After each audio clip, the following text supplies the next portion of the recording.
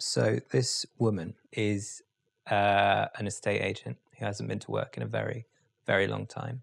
So long that she's probably not an estate agent anymore. She's just a woman wrapped in a duvet with a cat she hates that she has to look after. Her brother looks after her, and she's a little bit smelly. She hasn't washed in a while. Her flat is a tip. Her bed is a tip. But it's a laugh a minute.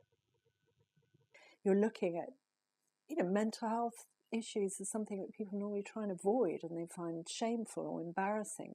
And so to look at it absolutely full on without kind of shying away from what's painful and difficult about it, but to do it in a way that is also really funny. I mean, the thing about this woman is that although she is, really mean to the people who are trying to help her, you don't hate her. And I just don't understand how Josh has pulled that off. So I was diagnosed with bipolar disorder, and while these experiences are very different to my own, the feelings behind them are very, very similar. This play focuses on the woman's depression, and as far as I'm concerned, her depression has played out the way mine does. The woman is in a very it's living in a very painful place. So does it define her? I mean, no more than anything else. I find it very unhelpful. People go, oh, this person is gay. And you think, well, what does that tell you about them? Absolutely nothing apart from their sexual preference, which is only part of who a person is, or, Jewish or black, or I don't know.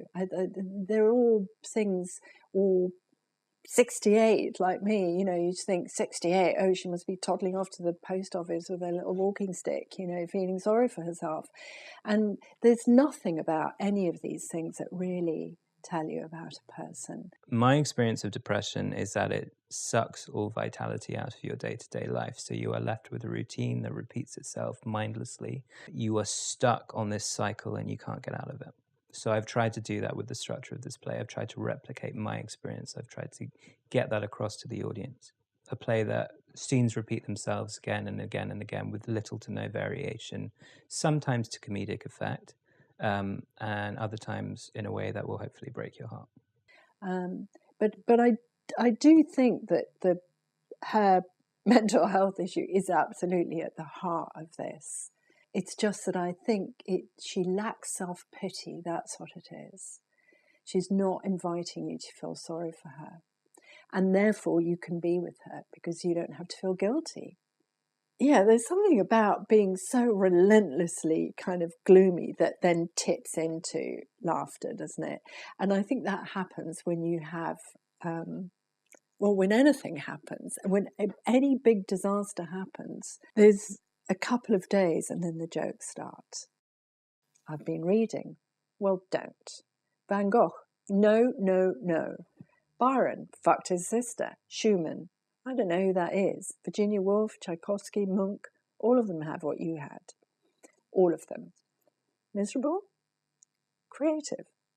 Creative and miserable. I don't want to be miserable, and I'm not even slightly creative. I'm an estate agent. I like being an estate agent. I like my normal happy life, a normal happy adult life. One without poster paints and PVA glue. One with mortgage repayments, a 9 to 5 and 8 pints on a Friday night. You know what's good about that kind of life? You never think cutting your ear off is in any way a good idea. I think people have an idea of what bipolar disorder is. I think people think Vincent van Gogh, which is obviously helped by the fact that World Bipolar Day is on Vincent van Gogh's birthday. I think we probably need a poster boy who isn't most famous for killing himself. Creative people are nuts. Starry, starry night. Paint your palette blue and gray. Look out on a summer's day with eyes that know the darkness in my soul.